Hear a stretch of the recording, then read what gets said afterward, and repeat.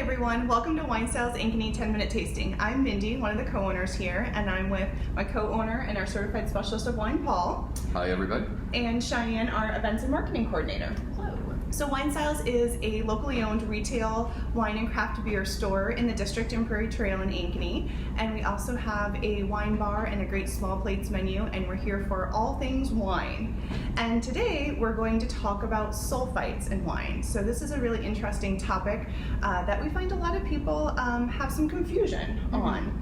So we're anxious to shed some light on some myths and highlight some facts for you guys. So Cheyenne, tell us a little bit to start really about sulfites. What are they? Are they the devil? Are they evil? What's going on with sulfites? They aren't particularly the devil. They're not evil. They're not bad for you.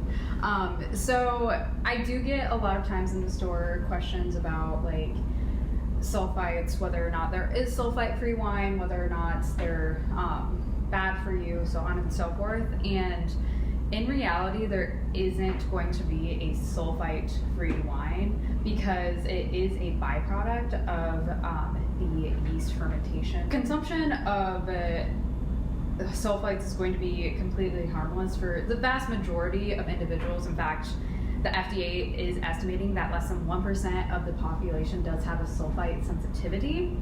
And more than likely, that sulfite sensitivity is going to be flared by consuming something such as boxed mac and cheese, because that actually does have sulfites in it more than wine.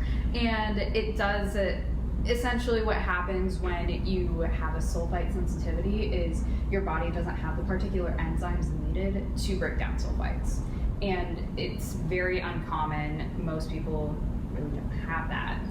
Yeah, and interestingly, I found that just like you said, the National Headache Foundation found that probably less than 1% of people had that sensitivity, and it tends to be more related to asthma rather than the headaches, like we typically kind of tend to relate that ongoing myth that we hear.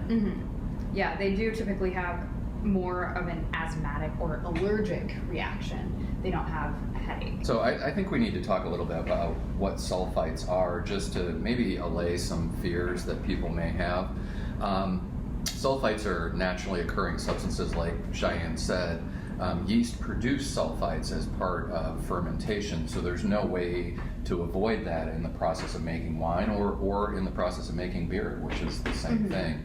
And the sulfites actually that are added to wine, and it's very, very common for sulfites to be added to the grapes as they first come into the winery, because they come in from the farm, and there's bacteria and wild yeast and other products that could actually spoil the wine. So a small amount of sulfites are generally added right as the grapes are put into the vat, or sometimes just as they're starting to be crushed. And that's really to make the wine cleaner, because if there's extra bacteria floating around, then you're going to get funny flavors, and you might actually get a wine that spoils. So wines that are sulfite free or very low in sulfite really aren't going to be shelf stable. They're not going to be ageable wines because you're going to have those products.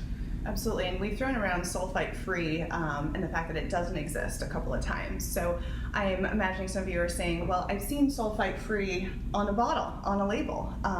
There are several direct-to-consumer products right now that are kind of touting the sulfite free, but what that actually means is they've actually only proven that they have less than 10 parts per million of sulfite in their wine, and then they can label it as sulfite free. Yeah. Sulfite free does not exist, as Cheyenne said. Yeah, the U.S. labeling laws, so if you look at the vast majority of bottles in our store, whether they're from Europe or South America or the United States, the labeling laws, there has to be 10 specific things on the label. One is an alcohol warning, one is the address, one is the producer, and the other is contains sulfites. And if it says contains sulfites, that just means, as Mindy said, it's greater than 10 parts per million, which 10 parts per million is a very, very small amount of sulfites. So the idea of sulfite free probably doesn't exist. The other thing that I think is a misconception, and I hear this a lot too from our wine drinking friends, is that if you're sensitive to sulfites, that white wines are better than red wines. Yes, I hear that all the time. And that's interesting, Mindy. I know we talk about this a lot because until I studied and took my certified specialist of wine exam, I think I thought that way too. I guess it looks light and clear, so we think it has less things hidden in it, but what's the reality? Yeah, in reality, the average well-made dry white wine, like Chardonnay that we're drinking here, and has nothing to do with sulfites specifically, but I'll talk a little bit about that later, but the average dry white has around 100 parts per million sulfites, and the average dry red has around 50 parts per million. So it's actually much lower in the red than in the white. Which does beg then the question, so we have a lot of our guests that say, I can't drink red wine because it gives me headaches, and so we've debunked the fact that it's a sulfite myth. So let's talk a little bit about what are those headaches potentially from. I know, Cheyenne, one of these you are really great about avoiding. So tell us about one of the potential reasons why you get a headache from red wine. Usually, headaches are caused from people not drinking enough water. So I absolutely love drinking water. If you ever come in the store, I most likely have a glass of water, not a glass of wine, surprisingly. But because the vast majority of people are severely dehydrated and they don't necessarily know it because that's just how they live their lives, they actually are getting the headaches less because of the alcohol or the sulfites within the wine, but more so because they're dehydrated and they need water. And it's interesting that alcohol is actually a natural diuretic, meaning that it causes us to pee more. It jumpstarts our kidneys and we get rid of fluid. So it is extremely important to continue to be hydrated, not only if you're having a glass of wine, but just in general during the day. So always have a nice glass of filtered water or artisan water to have along with your wine. It's a really good idea. Absolutely. Tannins are a naturally occurring chemical in wine, especially in red wine, from the skin, the stems, and the seeds. They give you that dry tongue sensation when you have that nice bold cab. But it's much more likely for people to have potentially a sensitivity to tannins than the sulfites, which are in the wines, and that can also lead to a headache because of that sensitivity.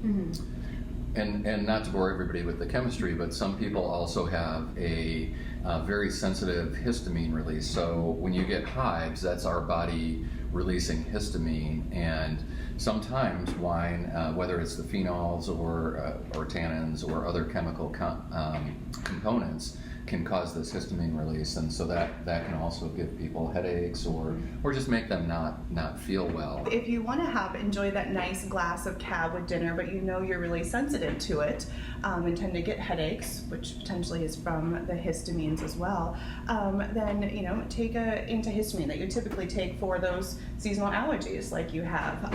Not several, as they can make you a little drowsy, and not with multiple glasses of wine, but it can allow you to enjoy that nice glass with a lot more comfort. And just to make a warning, if you truly are allergic to sulfites, then you really should be avoiding really every wine and certainly every fermented beverage, and be very careful with looking at the labeling. And if you are, again, truly allergic to sulfites, even the wines or other products that are so-called sulfite-free may not be safe for you either, because there is going to be some small amounts of sulfites in there, even if they don't rise to that labeling level. Absolutely. And even with that being said, they should really be avoiding dried fruits, boxed anything. Just be Canned very tomatoes, careful. even asparagus. There's some vegetables that, interestingly, were really high in sulfites. That was, I would never have thought of and that. then I guess that kind of goes to what we're talking about, is that sulfites are a naturally occurring substance. They're not, I think we think of them because they're additives or can be added, that they're some dangerous chemical, which the name sounds very chemically, but it's again, it's more of a natural stabilizer of the wine. Thank you all for joining us. Hopefully we debunked some myths for you and gave you some other useful information